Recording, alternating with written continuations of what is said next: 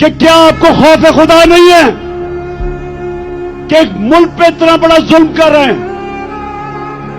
क्या आपको खौफ नहीं है कि आपने एक दिन अपने मालिक को जवाब देना है? आप कैसे रातों को सोते हैं कि एक एक बड़ा डाकू उसके केस माफ हो रहे हैं अरबों रुपए के?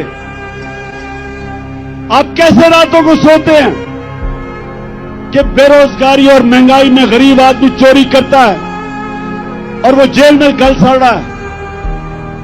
आखिर में कभी ना भूलना,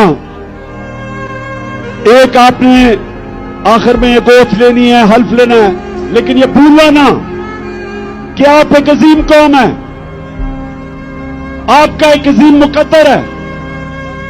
और इंशाअल्लाह ये मैं जद्दोजहद इसलिए कर रहा हूं कि मेरा ईमान है कि अल्लाह एक दिन हमारे मुल्क पे करम करेगा, और वो तब करेगा जब ये कौम फैसला करेगी जो कुरान में लिखा हुआ है कि मैं कभी किसी कौम की हालत नहीं बदलता जब तक वो कौम खुद अपनी हालत बदलने की कोशिश ना करे।